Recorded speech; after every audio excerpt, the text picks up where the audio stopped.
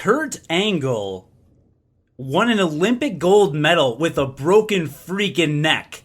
And he wrestled in WWE for several years. And now is with Total Nonstop Action Wrestling. So how do you argue with him? I didn't argue with him. I argued with you. About his will to win? Decoupage, as it were? That's not even close to the right word. Are you sure? Yeah, I'm pretty sure. Good. Although I do think decoupage needs to be used more in normal conversation. For instance, my normal order at Panera consists of a medium coffee and a decoupage. Are you making that up? No, I am using it correctly. I don't think that if a dish is called decoupage at Panera Bread, that's necessarily... No, that is what a decoupage is. I don't think that's where the term originated. Well, no, it's a breakfast dish, which is probably why you're not familiar with it, right? Because, you're more probably of a lunch Panera person. But the breakfast at Panera, they got those little soufflés, and then next to those are the decoupages. Decoupage, actually, is the correct plural. Is it decoupage? That is ridiculous. Well, you can order a decoupage in Kokori Forest. And we're done.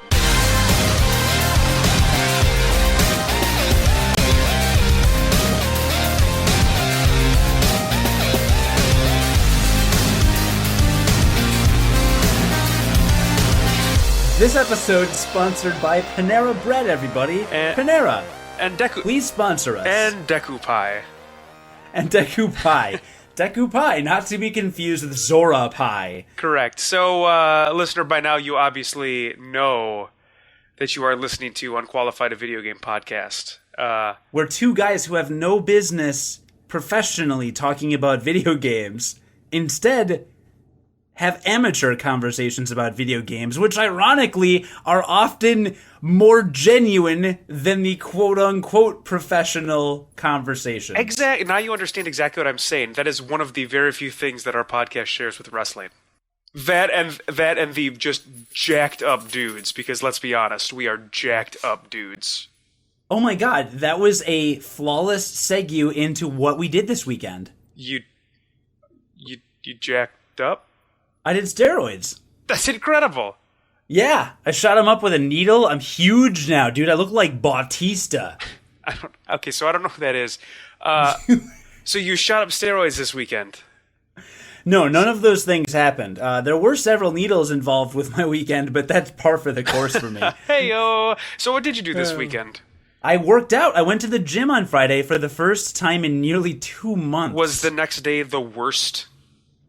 Yeah, Sunday was the worst. Because that's always the worst thing for me about when I don't do any type of lifting of any kind for a long time, and then I go to the gym. That next day after that first lift is always the worst because every muscle hurts that you worked on. See, and for me, it's never the next day. It's always the day after that, or possibly the second day after that, depending on what I've worked out and how I've worked it out.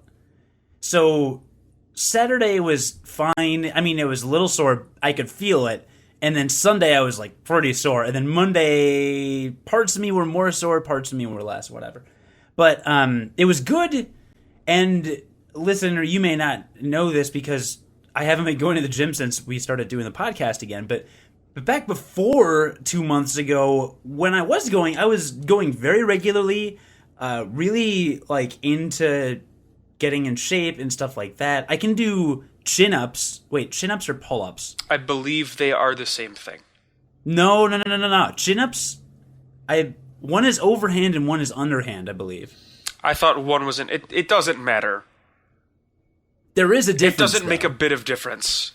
It does, though, because, see, what I want to be able to do is wide grip overhand pull-ups, which is the hardest of the raise your body with two arms gambits. Of the two pull-ups, it is the hardest. No, there's underhand and there's overhand, and then there's closed grip, neutral grip, and wide grip. There's like 10 variations right there. That was not even close. First of all, that wasn't even close to 10. It was at least 3, which is like a third of the way to 10. Okay, so you went to the gym and it was awesome. So now and then you did steroids and now you're just jacked, right? Well, I forgot to do steroids because I forgot to break the law. You way screwed it up then if you didn't do the steroids, because that's what makes going to the gym more effective. But see, I also watched the consequences of breaking the law when I saw the series finale of Breaking Bad, which I know you haven't watched any of season 5 yet. I heard that it actually ended in a way that people were not upset, which not many shows do anymore. So I think there was a small majority, yes, very good. A small minority of people that didn't like it, but for the most part, I think it was pretty much accepted as a great finale. Is that kind of how you felt? Yeah, absolutely. Oh. I was almost taken aback with how satisfied I felt afterwards. Yeah, because typically shows do not end well anymore. Well, it's hard to end a show, right? I mean, let's be honest. It's really fucking hard to end a show. Especially a good show. Yeah, I guess you could say that. What I think helps Breaking Bad is Vince Gilligan, the executive producer, has gone on record quite a bit saying that he really subscribes to Chekhov's knife. Have you heard this? The knife he used in season 2, episode 3 of Star Trek: The Original Series? So Chekhov's knife is the original Chekhov, the playwright, said if you have a knife on the set, you have to use it. If you introduce a concept or an object or something, then you have to use it. So he was not a believer in red herrings. He was a really big believer in foreshadowing and do not include something unless there is a specific purpose. If you're writing a book and you say that there is a loaf of bread on the table, then that loaf of bread needs to be significant in some way to the plot. So basically the opposite of George R.R. Martin, who just writes about food a lot. Among other things. There's a lot of food. It sounds like delicious food, though. It does. Oh, man. Honeyed cakes and dream wine. Sign me up. But, so I think in that way, it kind of set Breaking Bad up throughout the whole series as not predictable by any means, because the characters are so dynamic and their relationships are so complicated. But I feel like it leaves less opportunity for the writers to randomly swerve in directions that will leave the viewers kind of like, what? Kind of confused. Maybe that has nothing to do with it. Anyway, I just read a bunch about it, and now it could just be that it's badass writing, but you do sound really smart. My God, thank you. You sound so smart. Yes, Chekhov. Next week, Dostoevsky. So I forgot to say my name is Cody. Yeah, and my name is John. But you've probably heard us before. But if it is your first time, welcome. This is a safe place for some of us. We should just sprinkle in explaining the podcast throughout the podcast. So like now is your turn to talk about your weekend before we go into what our fans were playing this weekend, and then the other video game content, which I won't talk about now because I have to talk about it later now. So later now is now, and is it? No, it's not. It'll be soon. So like now I have a little bit later. I have a dirty, filthy secret about my hobbies. Are you ready? Okay, yeah. I need you to take a deep breath. No, I took my pants off. Okay. Start. Okay, so video games are not my favorite hobby. You fucking son of a bitch. That is why I'm unqualified to be on this podcast. Motherfucker, what the fucking shit? So my first love and my true love, my true love of loves in my heart of hearts is are board games, right? So yeah, I know. Anybody that knows anything about me knows that they are the nearest and dearest kind of group activities to my heart. I went through a period of time when I was in grad school where I had some friends who my wife now, but girlfriend then, we were in a long distance relationship, so we didn't get to see each other all that often because I was in Chicago, she was in Minnesota, and I made some really good friends down when I was in Chicago who played a lot of board games. And when I say a lot of board games, I mean that I would be over at my buddy's house sometimes 3 or 4 times a week playing games. And I didn't realize just how much I liked board games until I started playing them at that point. And I'll tell you what it is. It has nothing to do with the game itself. Now that is a great thing. And the board games we're talking about here, let me step back for just a second. The board games I'm talking about are board games of significant length or mental acuity. Girth. Sure, and they are girthful. We all know that girth is more important, right? So, but these are games. I mean, and you'll see developers or board game designers from, Fantasy Flight is a really big board gaming company that I really enjoy the games of. Z-Man Games, if you've ever heard of that. Some Mayfair Games, Rio Grande Games. These are board game companies that I really they have many games that I like. So if you know anything about board games, you know that those companies do make significantly more intense board games than your average person thinks of when they think of like their Scrabble or their Monopoly, right? So that is my one true love, and I would play board games 3-4 times a week. There were board games that we would play that would take anywhere from 6 to 12 hours. That it would be an event. Like it would not be a, hey, do you want to come over and play a board game? It's like, hey, in 3 weeks, we're going to have a night where we play this one epic board game. So, just fell in love with board games at that point. And I'll tell you what it is about board games. It's completely the social aspect of them. It's the sitting around the table, talking to other people, giving each other shit, catching up with people while you're doing it, like just hanging out with friends, and it gives you an excuse to hang out for a long period of time, So I had some friends up over the weekend, and they hung out here, and we basically just played board games the entire time.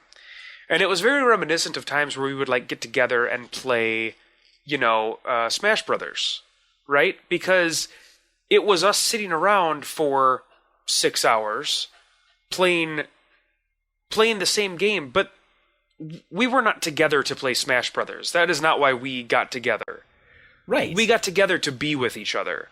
Definitely. And that is very much how I feel about board games. Now, as I have grown older, the opportunities to take it, to play board games of a significant length with any frequency has gone way down. I just can't. There's not enough time anymore to do that, especially with like working a full-time job. So I try my hardest to take advantage of those opportunities as frequently as I can. So when a couple friends wanted to come up for a few days and actually requested to come up and was like, hey, we can, come up and do our normal like weekend thing that we've done like once a year-ish. I was like, heck yes, sign me up. So that is what I did. So pretty much all weekend, I would say, of the 3 days of my weekend, 2 full days were probably spent playing board games, and it was awesome. It was awesome. It's like the one break I would take in terms of doing something fun for myself from video games would be doing board games. So did that all weekend. That was wonderful. That was my weekend. Good. And I also got to watch the Vikings win, so that was also awesome. I cannot f***ing stand the Vikings. I feel like you shouldn't be able to stand the Bears a lot more than the Vikings. Yeah, everyone says that. I feel like we've been over this on the podcast.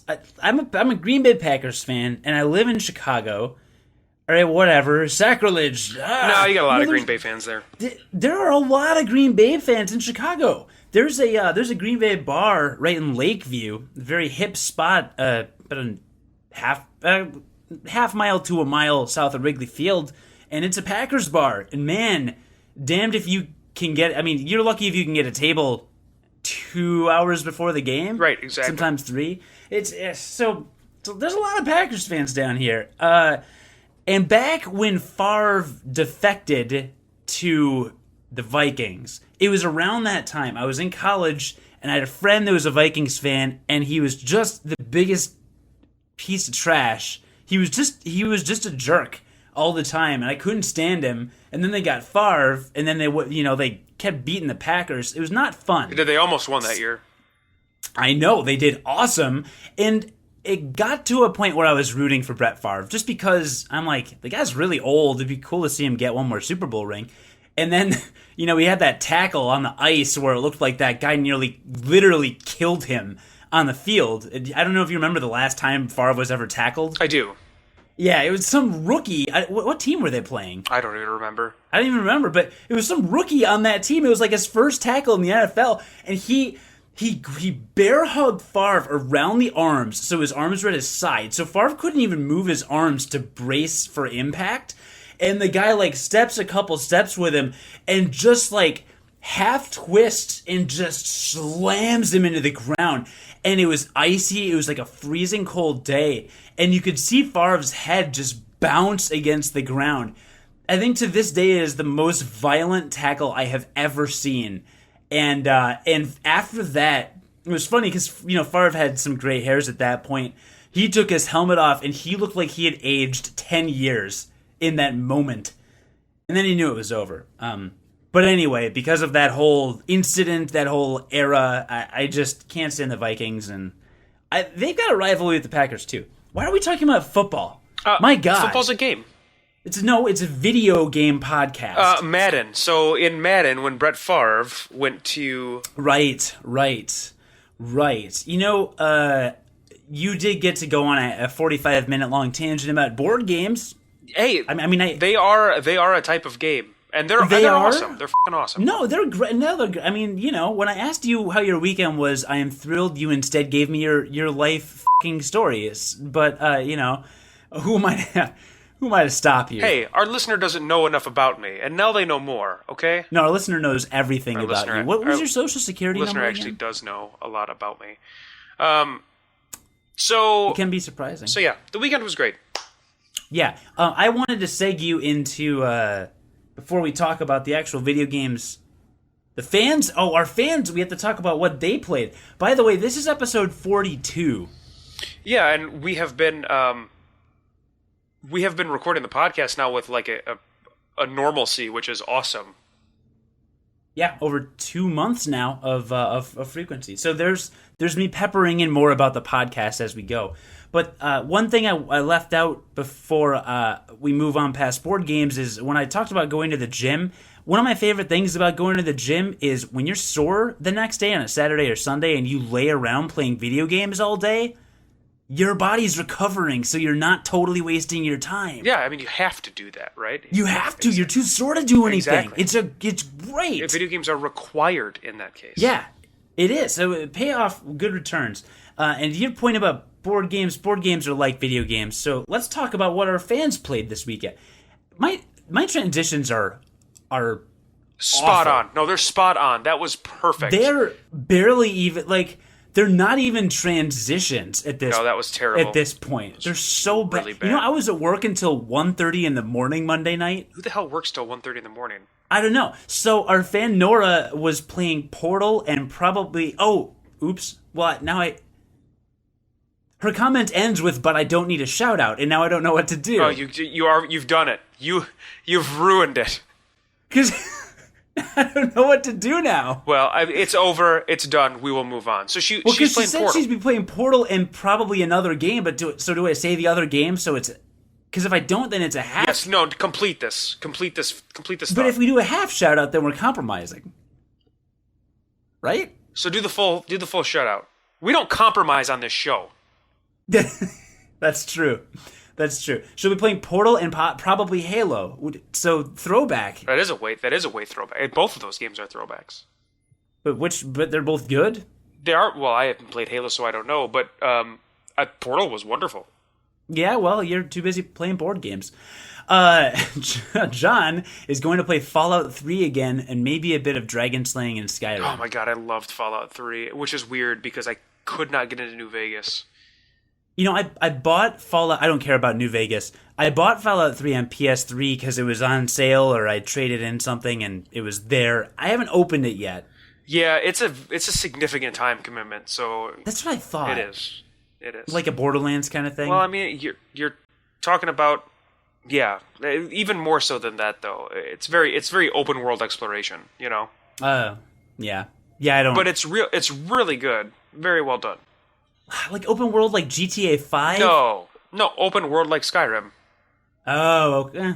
I never played Skyrim. And our one more fan commented, Link Hylia is his full name. That's crazy. I know. Is playing Minecraft and Zelda. I can't believe he listens to this show. I'm shocked. Minecraft's going to be one of those games that's... It is like it's almost like transcendent to video games at this point, because it's like a game. It's like a game. It's the new Legos for kids. Oh my god, that was really astute of you. Yeah, it is. Actually, I mean, it is. It's like an electronic Legos, right? So no, it totally is. I just never thought of it like that. Yeah, and you've just got these crazy large worlds that kids have access to, to be able to build now. And I don't have a lot of interaction with kids in like the 8 to 12-year-old range, but from what I've heard, it is like the biggest thing among kids of that age. Yeah. So I think it's awesome. I mean, that's really cool. Yeah. The things people have made are so insane. They are. They're absolutely crazy. And the people that love that game, and can sit there for hours and just make stuff. Yeah. Which is cool. The game is cool, but it's never something I would be interested in. Not creative enough. I pretty much agree with you. Since who wants to go first? So what did you play? Because you have to keep in mind my board game was full of my weekend. So that sentence didn't make a bit of difference, guys. So the balls are inert. Yeah, so my weekend was kind of full of that. No, that sentence really didn't make any sense. It didn't make any sense, but you knew what I was saying. I actually knew that I was saying that incorrectly. I didn't know I was saying that incorrectly. I don't actually know what I'm saying anymore. So what did you play? Wait, did you play anything this weekend? I have, actually. I have played something that I've wanted to talk about for a while, that I've been going through a little bit at a time. Oh, well, maybe I'll talk about something I played a while ago. No, but I'm still playing it actively. Like, I still play it 3-4 times a week. Is it Awesome Knots? No, because we've talked about that. Okay, then we'll talk about your thing later. I played... well, first of all, over the weekend, Is Wind Waker done? Are we done with Wind Waker? Did you finish it? I have not finished it. I was so slammed at work the last week. Again, staying till 1:30 in the morning, Monday night. I've been so slammed, I've barely had time to touch it. I did play some of it over the weekend. But Friday I left work a little early to go to the gym and then play some games. I played Wind Waker for a long time, and then I don't want to say I was getting burned out on it, but I had plans later Friday night. So I didn't want to get into a dungeon, and get into the middle of a thing. And have to suspend yourself, yeah. Yeah, and then have to stop. So instead I just kind of did a lot of side quests. I filled out my map, I sailed around a lot, I got a couple pieces of heart, I got some rupees, I got the speed sail, which is awesome. So I did a lot of stuff, and after 3 or 4 hours, my plans just kept getting pushed back. And finally I was like, I didn't think I'd get burned out, but I didn't really want to keep playing and then get burned out. Not to mention doing nothing but side quests in most games is not usually the most fun way to play the games. Yeah, unless you're playing Blitzball or Chocobo Hot and Cold or Triple Triad, and even then sometimes. Exactly. They're best in moderation. They're side quests for a reason. Exactly. So I abandoned that and looked at my Steam library, and the week prior I had picked up Bastion on sale. which for like $4. If this is like one of your first episodes, listener, I gave a glowing review to just a few episodes ago. Yeah. So I absolutely loved that game. Yeah. So I won't review it right now, but I just to kind of build upon what you mentioned in your review in a previous podcast, it's much more than meets the eye. It was a much better game than I initially thought on the surface. I initially thought it was just kind of a beat 'em up, just kind of a button masher or whatever. There is much more skill than that. So you did finish it? I did. I played the whole thing. I played 6 or 7 hours on Saturday morning, and then a couple more Saturday night, and I think I beat it. I beat it Sunday while I was waiting to watch Breaking Bad. That is awesome. Yeah. So I beat the whole thing in one weekend, and it's a good 8 to 9 hours, I would say.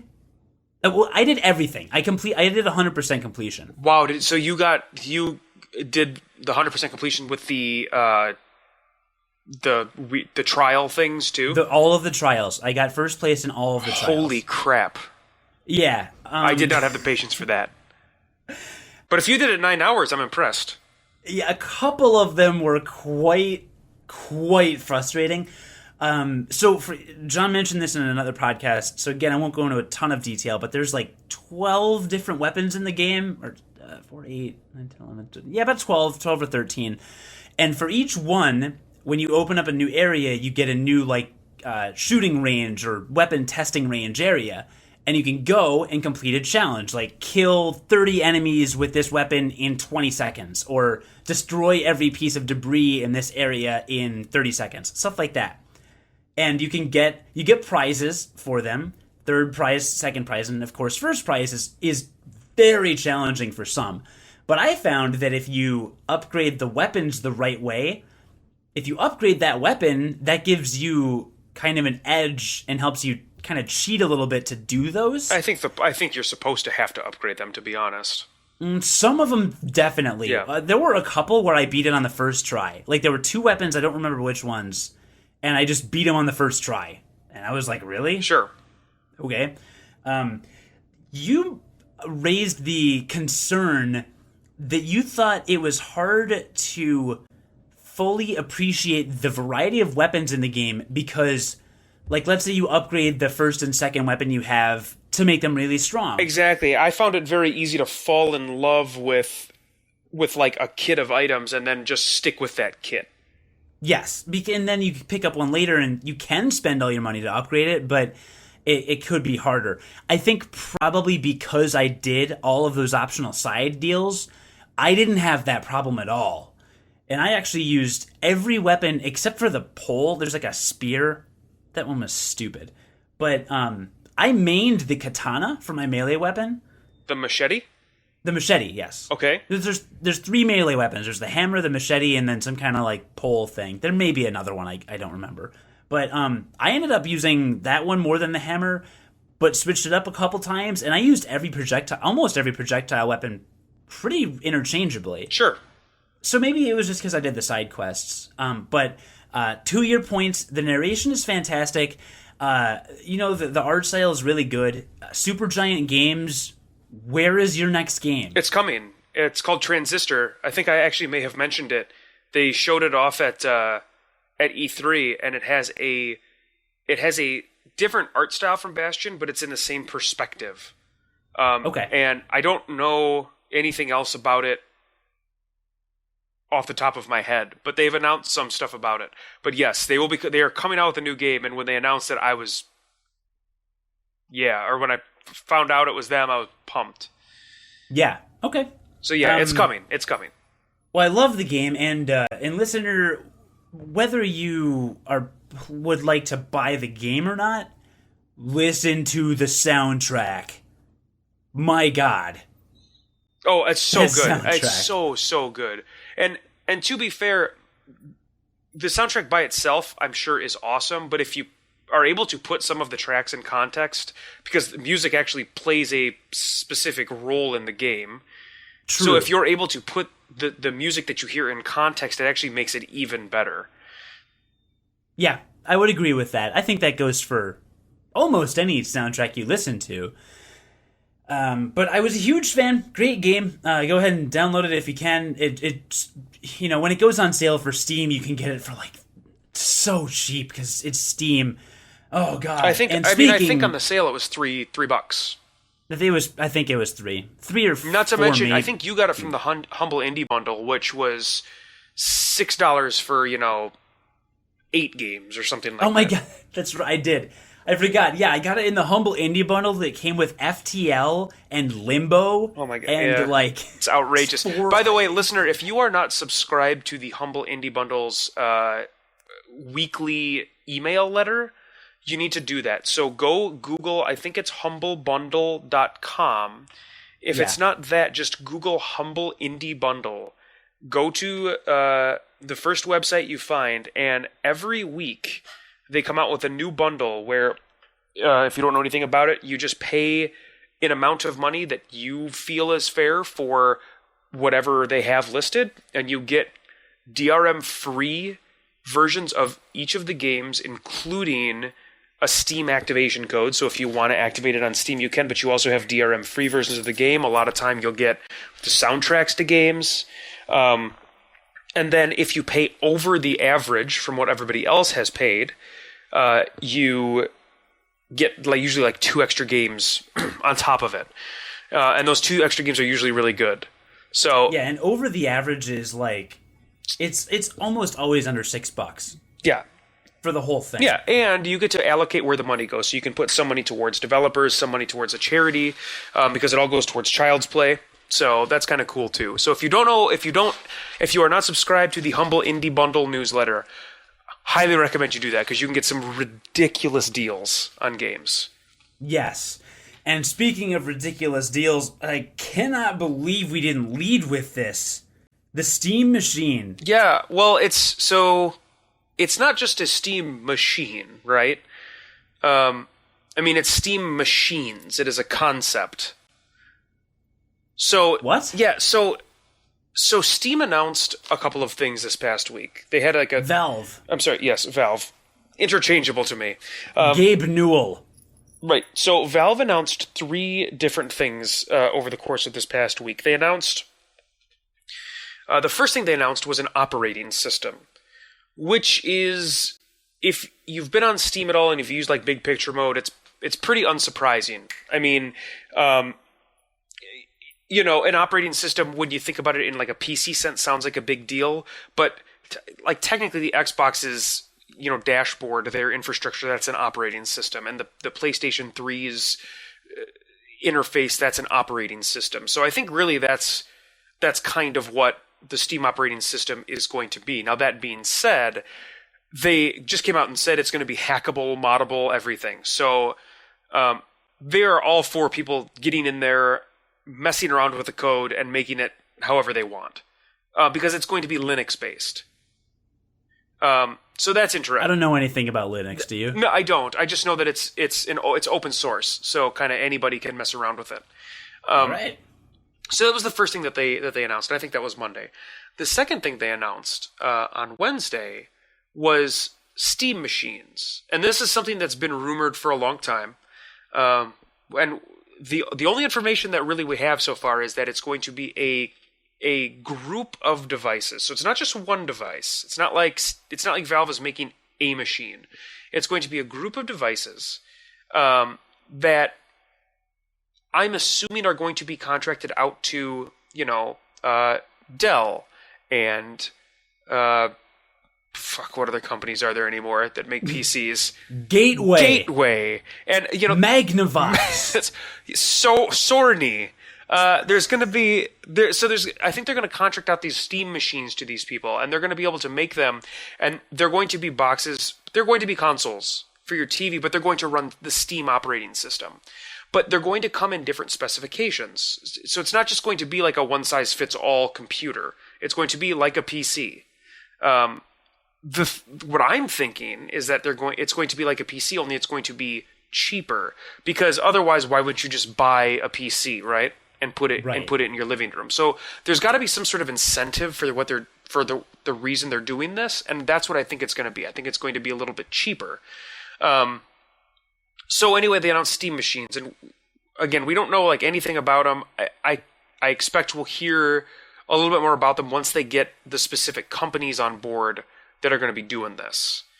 So that was second, and then the third thing, and probably I think arguably for me the most interesting thing, is this controller. And I mean, most people don't get all that excited about a controller, but this controller is so different from anything that I have seen before, and Valve makes bad things so infrequently that like I can't help but get excited about it because it is so different, and it's a Valve-made product, right? So this controller, if you haven't seen it yet, uses haptic interface. I don't know what that means, but basically the controller does not have joysticks.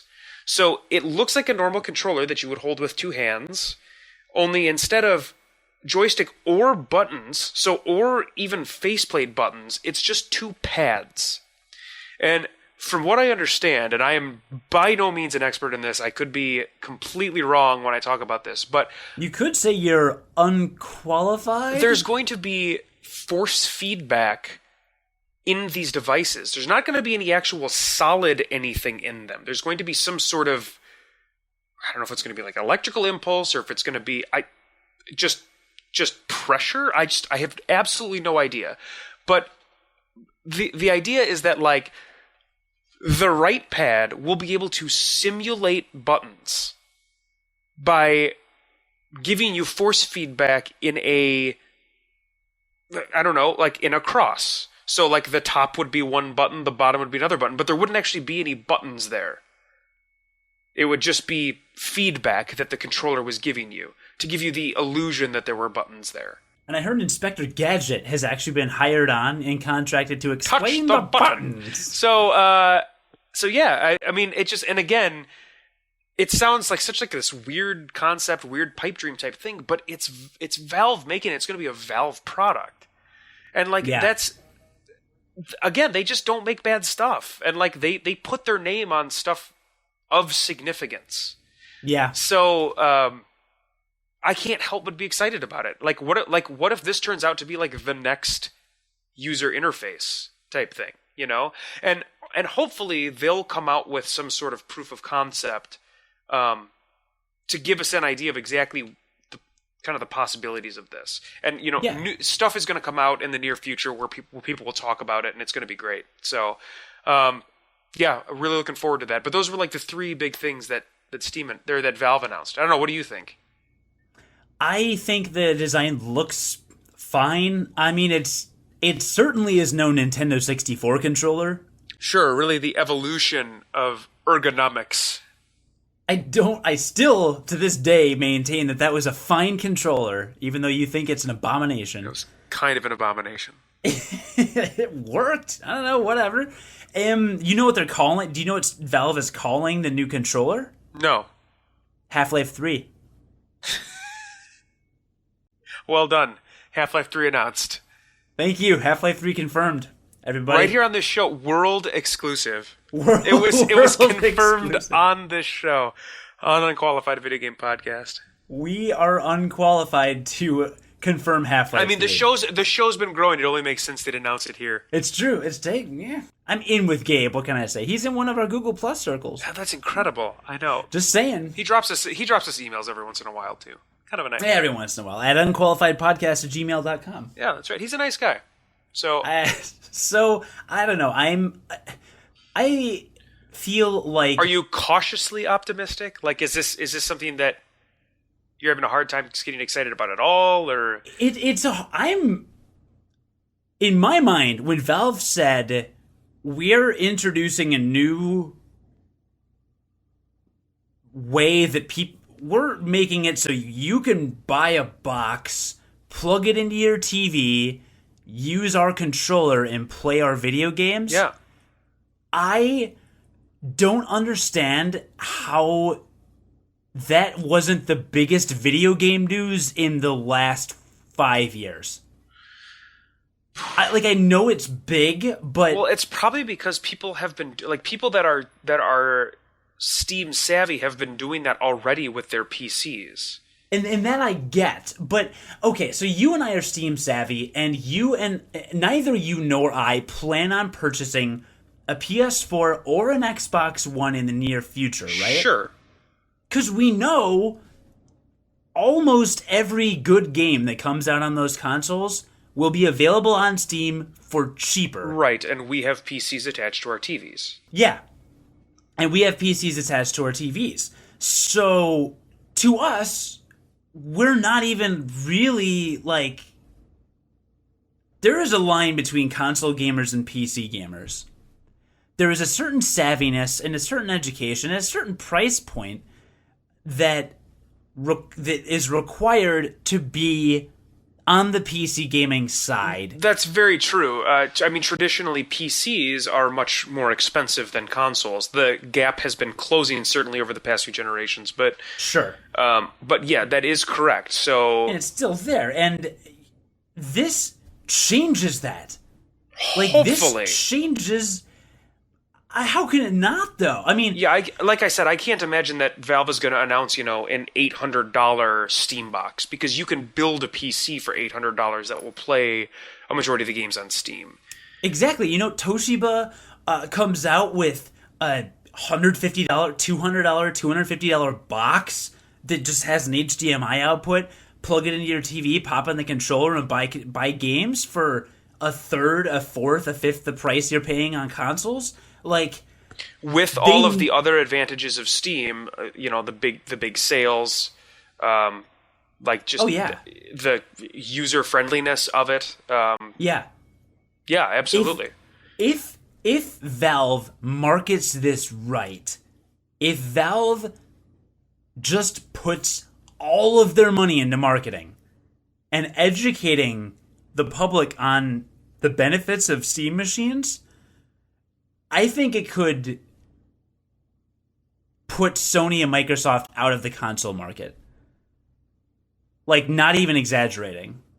Like, this could be it. Yeah, it depends on how much traction they can get with this. I mean, I think that that's kind of always been the down the road possibility to begin with. I mean, we see that, like, the new consoles are going to be they're all working off of the same architecture now. So, Xbox 360 ran off of PowerPC, which was, we were just having a discussion about this weekend. Xbox 360 runs off of PowerPC, which is the old Apple infrastructure.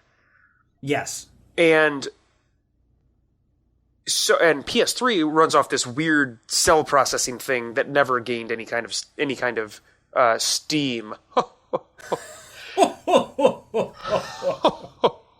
So it never gained any kind of steam, and developers don't really.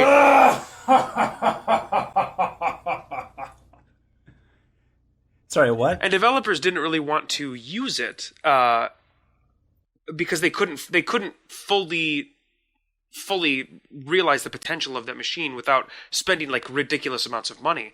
Well, the Xbox One and the PS4 are both working off of the thing it's called and I don't know much about programming or computers really at all, but it's working off of the x86 kernel, which is the standard Windows architecture that gets used now for all things Windows. Yeah, everybody knows that. So I think they're all going to be developed on like the same infrastructure now, whereas before PC was different than 360 was different from PS3.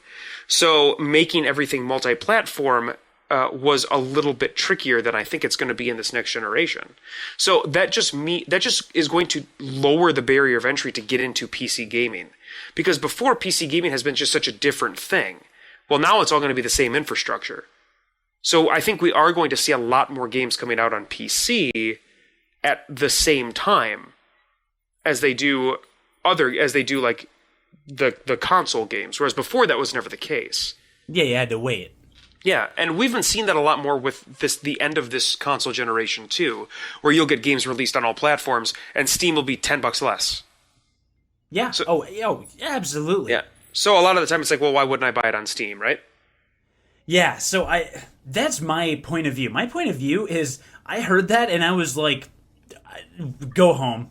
We're done. This is it. Yeah. This is the future of video gaming. Separate, of course, from Nintendo, Who's just off in their own world doing their own thing. who is off in there.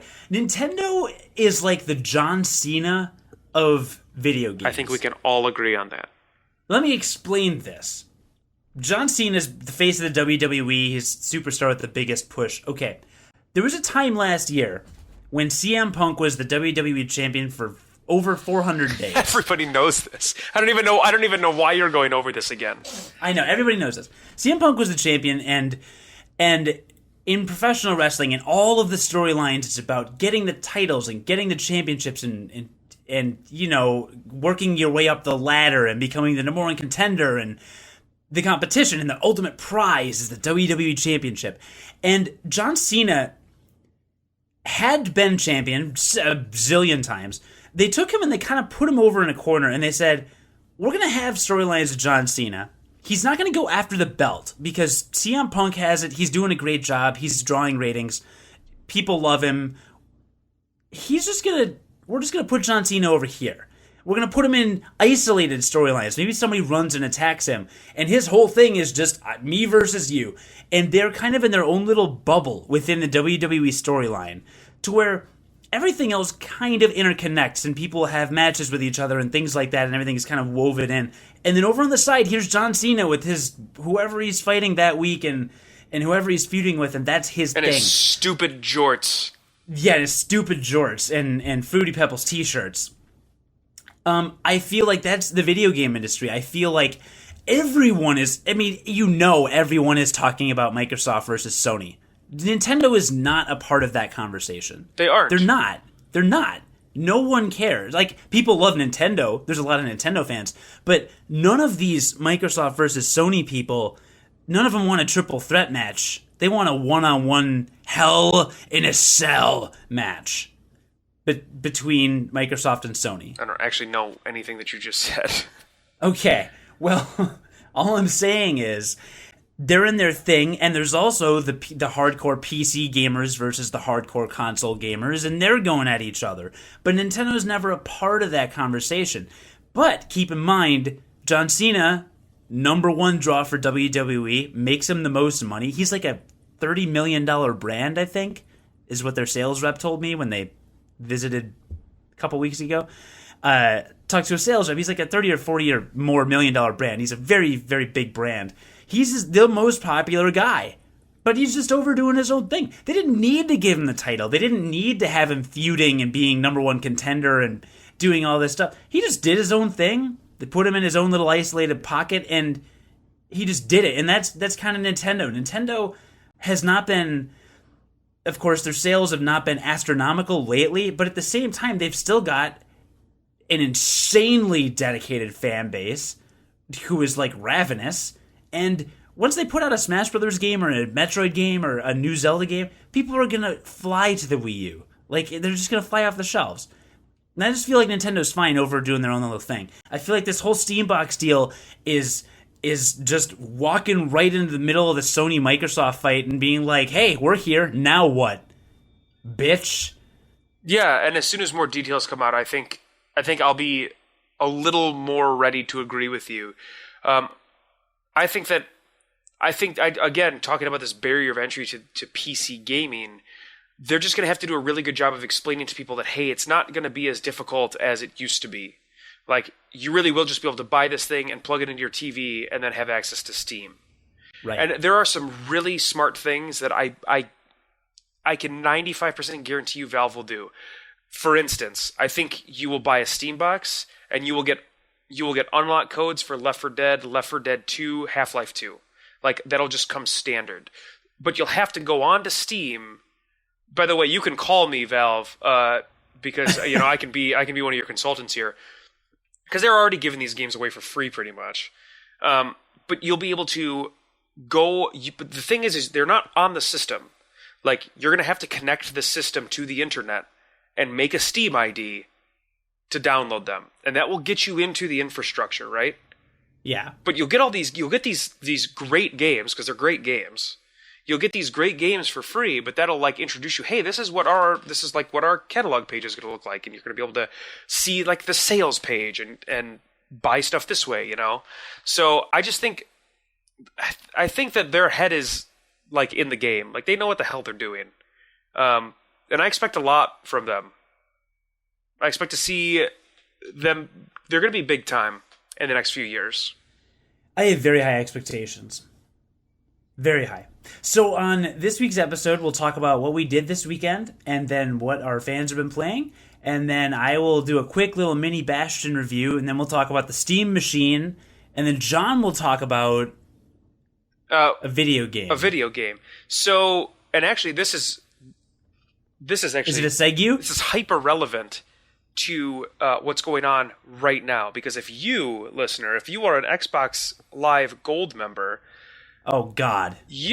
Which I don't know how many of you still are, but if you are, you can download right now for free. By the way, did you know that Microsoft is giving away games for free? I did. I got Crackdown. Okay. How did you find out about that? You? Okay. So if I hadn't told you, was there any indication anywhere on Xbox or Microsoft or anything anywhere that you could get something for free?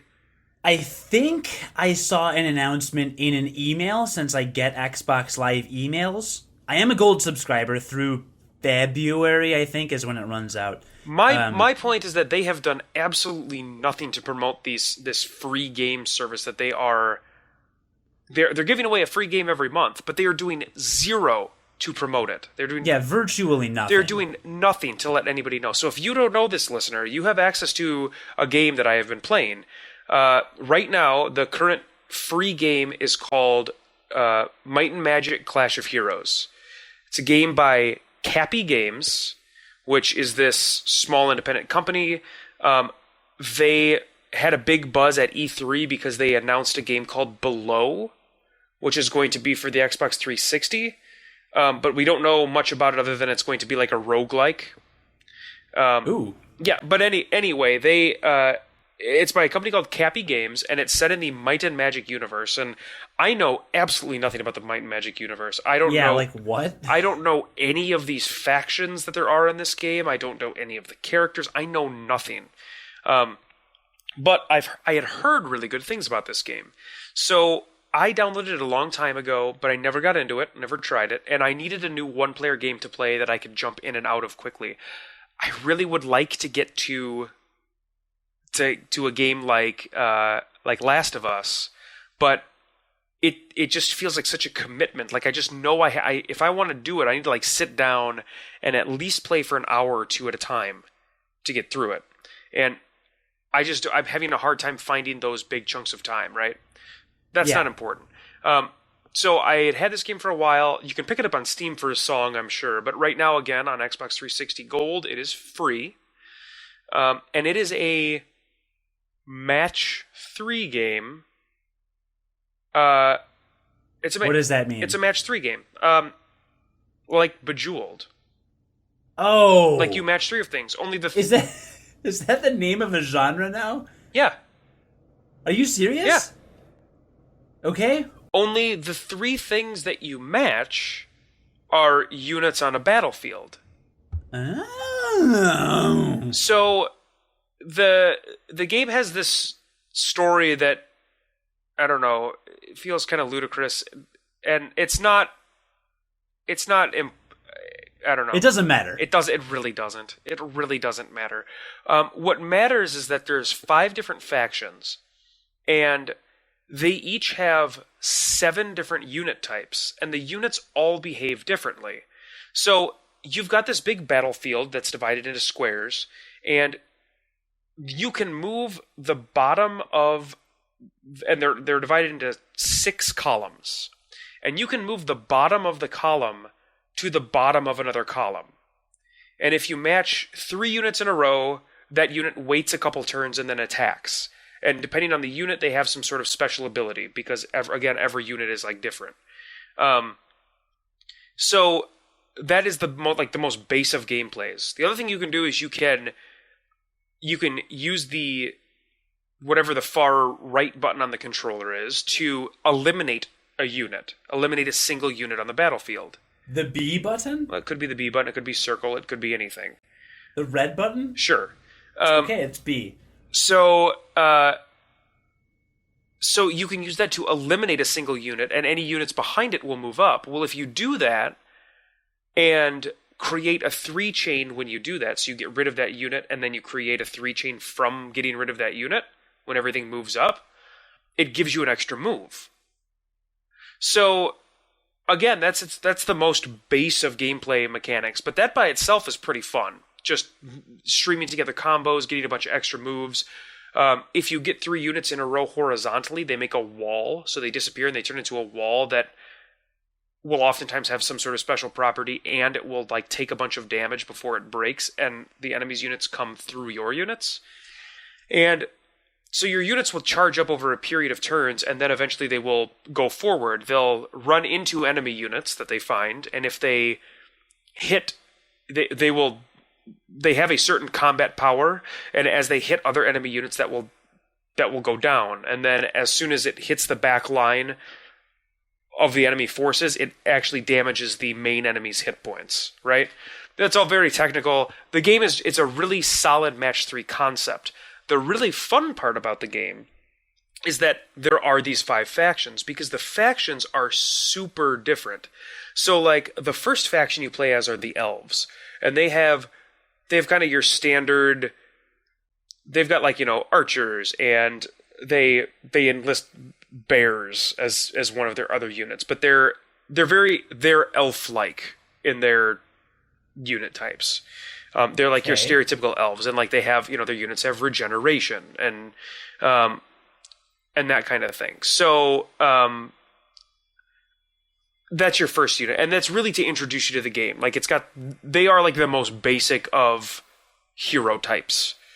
So you get through their quest, and every quest is maybe like 5-6 hours long, because there's a bunch of optional stuff to do in most of them as well.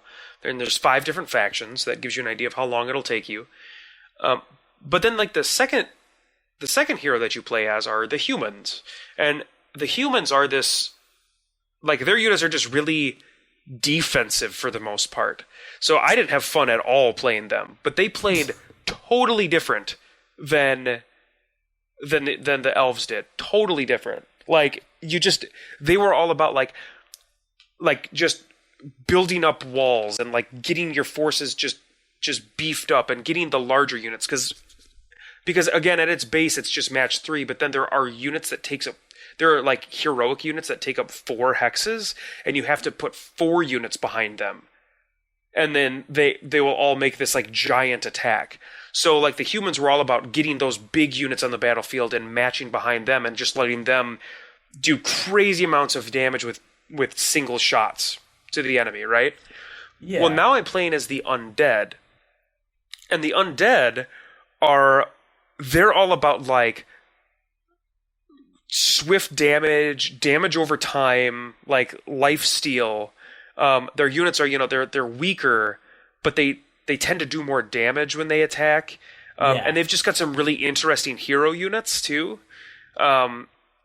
So I'm having like a ton of fun playing them.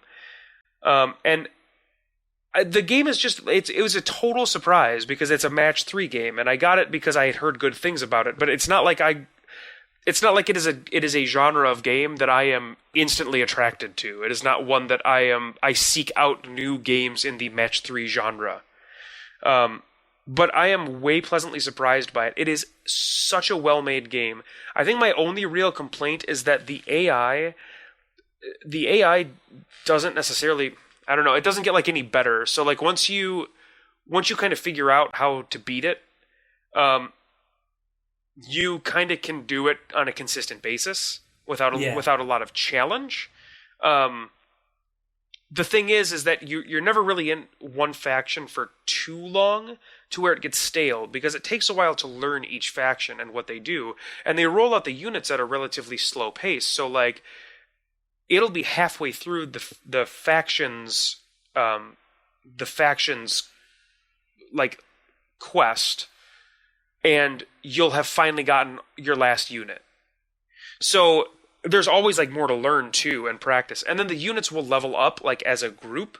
So there's a reason to continue to use them in fights because they will level up and become stronger. So that's cool too, because you can only bring 3 units into battle and then 2 heroic units. So it gives you an excuse to swap out those heroic units and try other stuff because you can level them up that way. So this isn't a hexagonal grid? No, it's not hexes. It's squares. It is. Oh, I thought you said something about. They're columns of squares. No, you said something about hexagons earlier. Or if I did, I misspoke. That or you're mishearing me. That or you're drunk. Oh my god, it's the alcohol, isn't it? Fucking lush. Yeah. It's squares. It's columns of squares. So it's like a puzzle quest. Yeah. It's like a puzzle quest with completely different mechanics. I am enjoying it more than I enjoyed Puzzle Quest. So it's like a Super Mario 64. Right, Super Mario World 64 too. The Revenge. Yeah, no. Luigi's Revenge. Okay. All right. Let's bring it back in. But yeah, and honestly, if you have an Xbox Live Gold account, you have no excuse not to get this right now because it's going to be free for, I think they do it for 2 weeks. So you'll definitely still, if you download this podcast, as soon as we put it up tomorrow, you'll definitely have time to download the game. Well, if you just told the listener we're putting up the podcast tomorrow, and the listener's listening today, then you literally just caused a paradox. John? Sorry, I got a nosebleed. It begins. Yeah, so it's good. It's good. I recommend it. Get it for free. And if you can't get it for free, get it for $5 on Steam because that's. And wait, did you get it for free? No, I bought it at some Steam sale a long time ago. Just never played it. I mean, the game has been out for 2008, maybe 2009. I mean, it's an older game. But you hadn't played it till recently, right? Right, just like 50% of my Steam library. Right. Yeah, I'm learning what that's like. Yeah. Because I got Crackdown. Have you heard of Crackdown? I have. In fact, I think I own it, but I never played it. Good job. My buddy Edge got it in college. He was one of my residents when I was an RA. It was like one of his first 360 games, and he was real pumped about it. And I watched him play it, and it felt to me kind of like a Grand Theft Auto with superpowers. A little bit-ish. Yeah, like Saints Row. Yes. Cell-shaded, a little more cartoony, just really cool. I watched him play it a lot. It looked fun. I played a little bit of it. It was really, really fun. And I got it a couple weeks ago, actually. And I played it for like an hour, and it was nigh unplayable. The play control was just, it was offensively bad. It was oppressively atrocious. It just just put a bunch of words together that probably, in fact, I know they were not the correct words to use. It was asininely cyanide. Oppressively atrocious? Yes. All right. I think we can all agree that it was oppressively atrocious. It was impressively oppressive. Impressively oppressive Yeah. More adverbs. All right. You have no idea. So the point is that like it's dated. Is that what you're? It just sucks. It sucks. It wasn't fun. I don't want to play it again ever. Well, hey, you got it for free, so there's not really a lot of complaining you can do, right? No, I know, but it's like Microsoft is giving away garbage. This one's not garbage though. This one that they're giving away this week is not garbage. And they're giving away garbage that used to retail for $50. Give me a $5 copy of Worms 2 for free, and I'll have fun with that. You're not wrong at all. That actually sounds like a great idea, right? Because that game is based on the multiplayer. Just get people. In fact, what the are they thinking? Give people multiplayer games that they can use on Xbox Live Gold, because that's who's getting these games. Well, Crackdown is, I believe, has a multiplayer lobby or whatever. I just didn't go online because the single player was so bad. Why would I go on the multiplayer? Right, but to your point, I mean, why wouldn't you give people games that were the best when played with other people online? Because you're giving these away to people that are your premium online subscribers. I don't know, why wouldn't you give people any notice that they have free games available to them? That's a good point.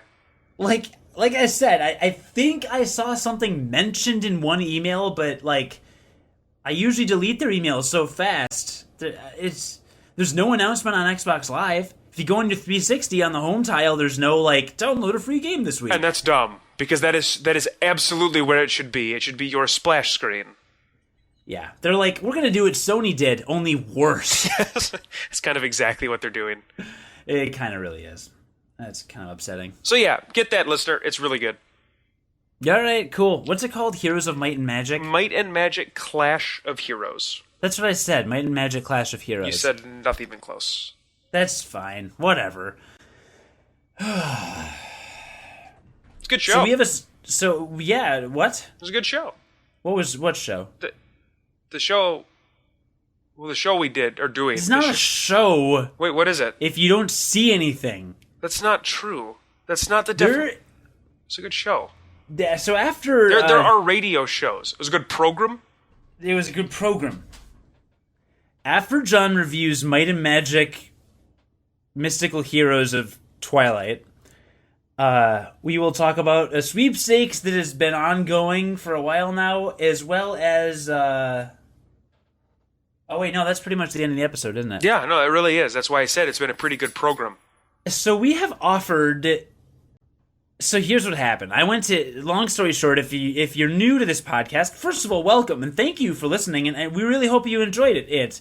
I enjoyed the part where it was over, and I didn't have to keep listening to John. It's funny, because I enjoy the times where I don't have to talk to you ever again. So we're interesting. We're happy. We're having fun. We hope you also had fun. If you didn't, then... I don't know, off and die. I don't care. So, no, don't really do that. Just stop listening if you hate this. Yeah. Listen. In fact, how'd you make it this far if you hate us? Listen to something that you like better. Yeah. It sounds good. Anyways, isn't a word.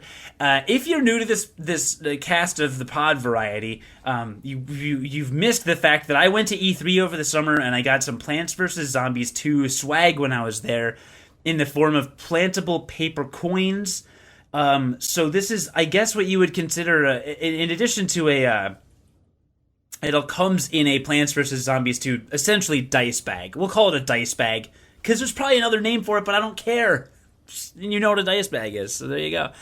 I got this cool little promotional thing. I'm guessing very highly collectible, because it was an E3 thing, and I said I'll give it away if you write us a nice iTunes review. We'll give it away to somebody who has written a nice little iTunes review. And we have had some people rate us on iTunes since this announcement, which is great, and thank you so much for giving us 5 stars. And a couple of you have written reviews, which is fantastic. You have been entered to win. This promotion didn't really ever get any traction the first 3 weeks we were running it, so we never really set any dates or definitive rules or anything. I was kind of hoping in October to give away my Xbox 360 copy of Left 4 Dead 2, because I don't play it anymore and Halloween's coming up, and I thought that might, I don't know, get us a new audience. But because we're running a little behind on the whole promotional schedule thing, I'll hold off on that till this is done. So for Plants vs. Zombies 2, if you can go ahead and just write us an iTunes review by Wednesday, October 9th, Wednesday, October 9th, 2013. Why do I keep saying that? Wednesday, October 9th? I don't find it funny at all. Yeah. I'm not laughing at all. I'm laughing. Literally, I have to stop myself from irately, idiosyncratically laughing on my end. Do you ever reach a point where you're so tired you literally don't know what you're saying anymore? Yeah, that seems to be you on every episode of this podcast. We probably should. But especially right now. I don't know what we were just talking about. We probably should let you sleep more before you record. Oh, Bastion. So what I liked a lot about Bastion is, at its core, because of the narration and how solid it is, it's kind of like you're playing, but it's also like an audio storybook. You know? Yeah, I think we can all agree on that. Like, the guy, I mean, he's just telling a story throughout, and so, like, you're playing, and the combat's a little kind of mindless at times, but you're doing it, and you're listening to a story, so you're engaged the whole time. And not in, like, a Bioshock engaged where you have to find stuff and pick it up and then maybe listen while you're in firefights, but in, like, they lower the music and take enemies away so you can actually listen to story. Did we just transport back 45 minutes? Time in the game. So that's what I like the most about Bastion. So if you want to write us an iTunes review, please do it by Wednesday, October 9th. And on that episode, John and I will put your names in a hat or do something and determine which of you iTunes reviewers will win the Plants vs. Zombies swag. And then you'll just have to reach out to us with your contact information so I can mail it to you. And congratulations. And based on how many Google Plus followers we earn in the next month or so, maybe I'll give away Left 4 Dead 2 on Xbox 360. Leave a comment on this podcast or email us or something if you want that to happen, because, I don't know, I think that's a pretty cool giveaway, personally. I think it's great. And enjoy some horror movies this October. There's a ton of stuff streaming on Netflix. Highly recommend it. They usually add a bunch of new movies. Again, you heard last episode how big of a horror buff that I am. Maybe it was 2 episodes ago. But yeah, they usually add a few extra movies during October on Netflix. Yeah. You're married. I am. Do you decorate your house with any seasonal decorations? Yes. See, I do for Christmas. I've put up a Christmas tree every year I've lived not with my parents or whatever. I have like 1 or 2 other things, I think, for Christmas pretty much, but pretty much nothing else. And this year I was in CVS, and I was just getting, like, I went to get one thing, and I saw those pumpkin buckets that you trick-or-treat with. Yeah. And I looked at it, and I just go, you know what? God it's October. I'm getting a fucking Halloween pumpkin bucket. And I bought one, and I bought $20 worth of candy. I filled that up, and it's sitting in my living room now, and I could not be happier. I will say that having a wife, like, you're not allowed to buy, like, the cheap dollar decorations anymore. So, like, when we buy decorations, they now are a little nicer, and we just don't have as many. Is typically what it boils down to now.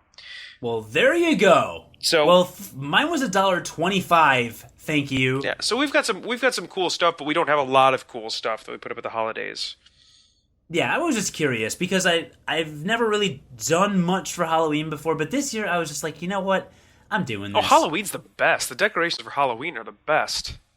Yeah. Well, I gotta start anyway. So, listener, honestly, I am tired as shit. I've not gotten any sleep in the last week because, and this is relevant to the podcast and to you, listener, because at my job I've been working on this giant project for a client. I have no idea how much detail I'm allowed to give, so I won't. But you will see a link to a YouTube channel on our Google Plus page probably today, the day we post this podcast, possibly sometime later this week. Check it out. It's a huge project that I put a substantial amount of work into, and it kind of has a gamey component to it. You can kind of play with it. You kind of enter stuff and get delivered stuff, and you'll get it when you look at it. But keep an eye out for that, and I promise, after this episode, I will be more awake because John and I will be able to record on a Monday instead of a Tuesday, which will give me time to edit and sleep before I edit, and lots of other great perks that will make this podcast more enjoyable to listen to. I had no idea that you actually edited this show. That's because you don't listen to the show. Well, you know, technicalities.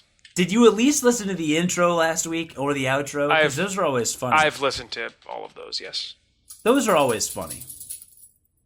And I want to call out, every episode, the last 4 episodes, I've heard your dog f***ing shaking its collar.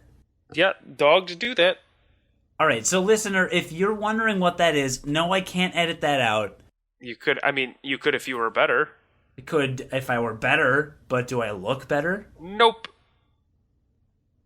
I am so tired. I literally will not stop talking until you make me. Thanks for joining us, listener. We'll see you next time. You didn't make me. I need you to stop talking. For the love of God. Why? You don't work tomorrow. You don't have anything to worry about. I can't disagree. It's so hot in my bedroom. You sound like you might start crying soon. It's so hot in my bedroom. It's going to be okay. I don't know why it's so hot in my bedroom. It's cold outside, but it's f***ing hot in my bedroom. You could open the window. No, I can't, because then there's noise that I can't edit out because I'm not good enough.